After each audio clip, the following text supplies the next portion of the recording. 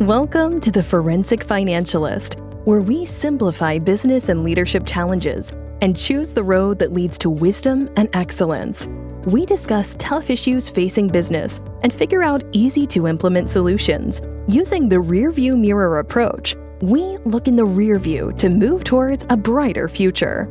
Here's your host, Jeff Newkirk. Welcome to the Forensic Financialist, where we aim to improve your business and help you grow both personally and professionally. I'm your host, Jeff Newkirk.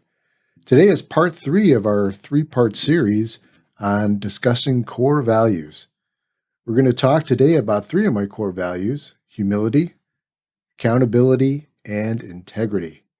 You may remember from previous episodes, I discussed 4 of my 7 core values, and those were serving others, having faith, being compassionate, and being a lifelong learner, the triple L.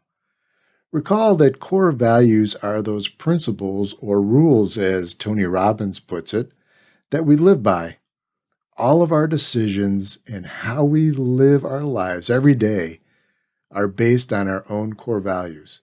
So whether we go through the process of developing what those core values are, or we just kind of go through each day and make whatever decisions we make, we have our core values, whether we say it explicitly or not. So my purpose in presenting my core values is not to preach, not at all. Instead, I want to use my core values as examples of what may or may not work or apply to your own life. The key is that you need to have the core values. You need to know what they are. And whatever they are, well, that's going to be up to you. Now, like I said in previous episodes, I'm not going to reference anyone else's work here. There's a lot of great work out there, a lot of great research. Leaders have said a lot of good things on core values, but I just want you to get it straight from me.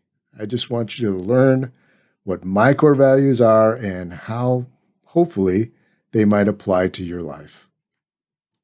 So let's first talk about accountability. What does it mean to be accountable?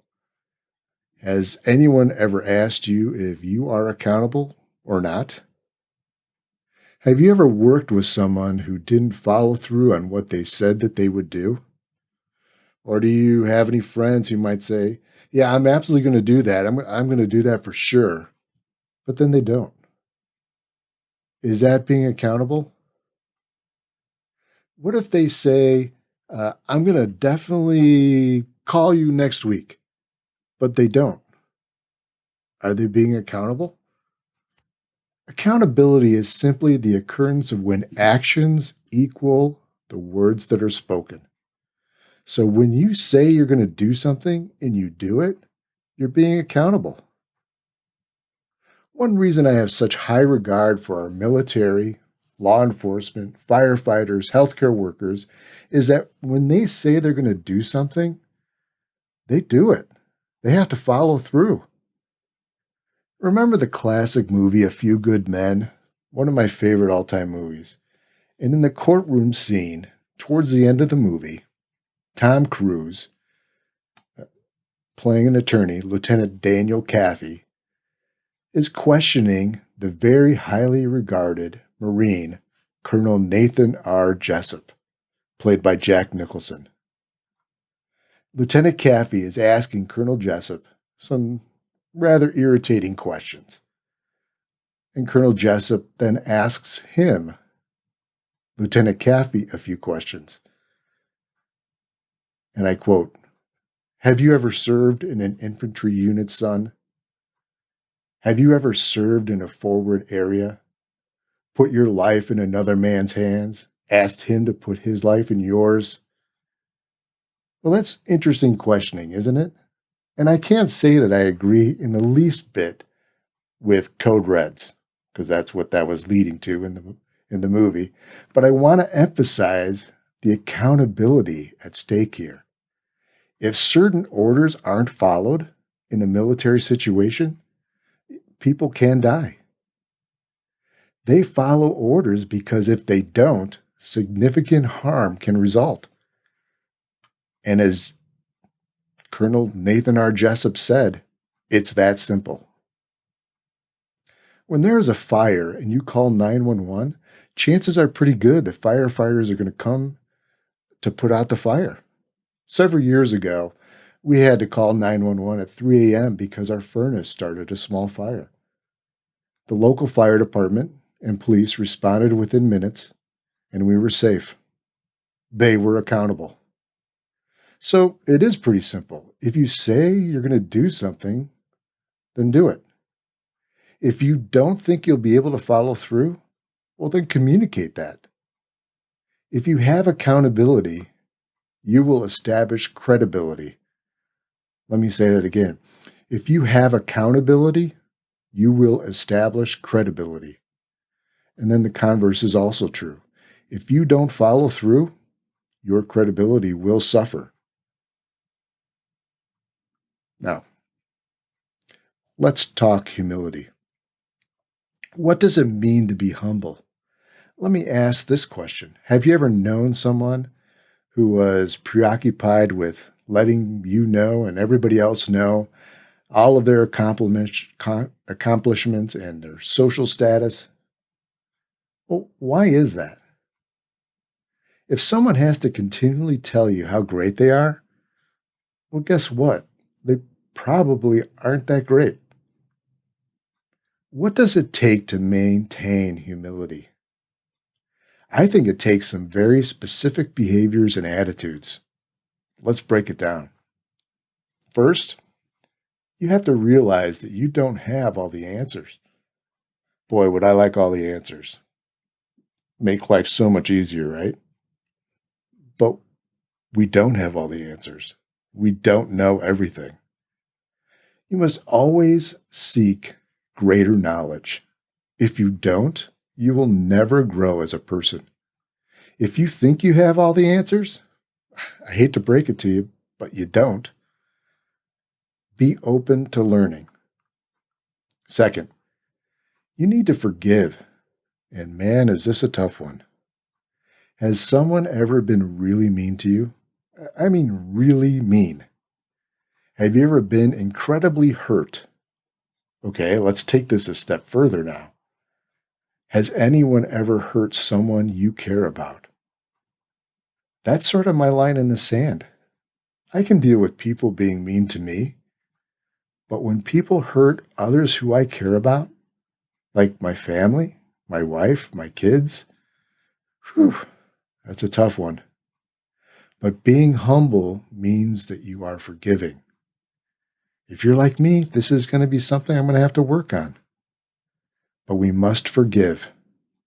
And let me say that one more time, probably for my own benefit mostly. We must forgive. Third, don't judge. Being humble means that you aren't going to judge other people and their circumstance. We all do this. We all judge, and don't say that you don't because you do. But we shouldn't. We don't know somebody else's position or their circumstance. You may think you do, but you don't. You don't know everything, so don't judge. Fourth, find peace. Having peace with your situation requires humility. Now, I'm not saying to be complacent or satisfied with where you're at. No, I'm not saying that at all. But what I'm saying is that you need to accept your current situation. Don't deny reality. Understand where you are. Know where you want to go. And take the steps to get there. It's not easy to be humble. Can you name 10 people who you think are humble? Go ahead, name 10. Not easy to come up with 10 people. I don't think it is. The one person that comes to mind, though, for me, is the Pope. Pope Francis is likely the most humble person alive today. I mean, he appears to be at peace, obviously forgiving, non-judgmental, and he seems to be receptive to learning, being a lifelong learner. Mother Teresa, another one that comes to mind. Okay, now if you said the Kardashians, I'm going to say that you weren't listening. Okay, let's move on to the last core value, integrity.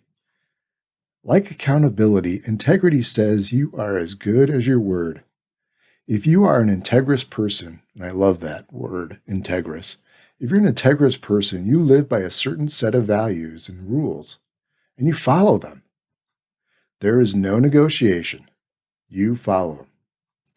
If you say you're going to get up early every day and exercise, but you don't, are you an integrous person? If you don't pay your taxes on time, or you don't pick up the groceries when you said you would, are you acting with integrity? What about when you say you're going to call somebody, but you don't? What about that? Is that being a person with integrity? I think no matter how small the task or how big the promise, if you don't follow through on your word, you are not acting with integrity. It's as simple as that. Remember the old movie? Well, I guess it's not that old, but it was in 2011. It was called Courageous. And in that movie, Mr. Javier Martinez, played by actor Robert Amaya, in the movie, he's offered a promotion at his work. Now he's working hard to support his family. A promotion would be really, really good for his family. And he's called into his supervisor's office, and his supervisor basically says, "Okay, Mr. Martinez, you've got this promotion, but I want you to know that we're going to get a shipment on Friday, and in that shipment are going to be 17 crates. But I want you to report 16. So Mr. Martinez sort of hesitates and goes home that night, talks to his wife, and it's a tough situation because he's going to make more money with his promotion, but he's being asked to be dishonest. What is he going to do? Well, Mr. Martinez decides against the promotion. He says that he would not be honoring himself or his God. Well, the good news is that's exactly the answer that they wanted to hear, and he did get the promotion. But let me ask you, have you ever been asked to do something that would go against your word? Have you ever been asked to compromise your ethics or your morals for some short-term gain? It's an easy answer, right? But it's pretty tough to live by. I aspire to be a person with integrity every day. So, there you go. Those are my 7 core values. Serve others, have faith, be compassionate, live the triple L, lifelong learner, be accountable, remain humble, and have integrity. So, what are your core values? What are those very basic principles that you live by every day and aspire to maintain no matter what the situation? Are you willing to negotiate any of those core values? Or are you unwilling to negotiate? Are you willing to make sure that those values are going to make you a better person? Or are you sort of looking at maybe becoming a better person? Only you're going to be able to decide what those core values are for you. Only you.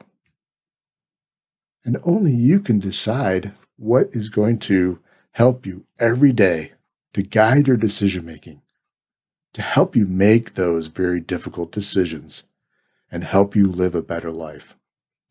So I'm going to wrap up with 2 suggestions. First, if you have to think about a core value or what your core values are for a long time, it's not a core value.